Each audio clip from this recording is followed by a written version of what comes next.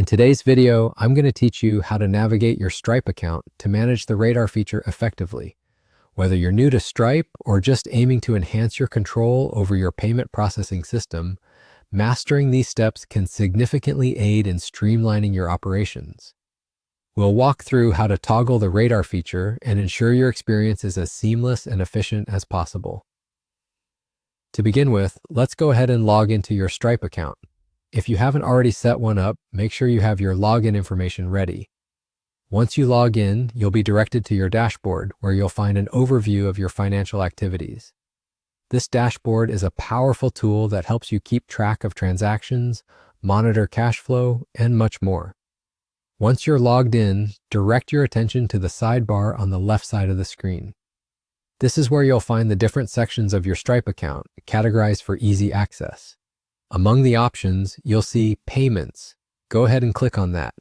This section is crucial as it shows all your transaction activities. Now let's navigate deeper. Under the Payments section, you should spot an option called Radar. Radar is Stripe's intelligent suite of tools designed to help prevent fraud and enhance transaction security. However, in some situations, you might need to disable it temporarily. Therefore, understanding how to toggle this feature can be quite handy. When you select Radar, you'll be introduced to all the settings and preferences you can tailor according to your need. For those moments when you need to disable it, look carefully for the toggle switch. You'll see this toggle feature prominently displayed, designed for ease of use. Simply click to turn it off. Be mindful that turning off the Radar feature might expose you to potential risks, so only do so if you're aware of the possible consequences or have a specific reason to manage transactions manually. Once you've toggled Radar off, you'll notice an immediate shift in your transaction processing.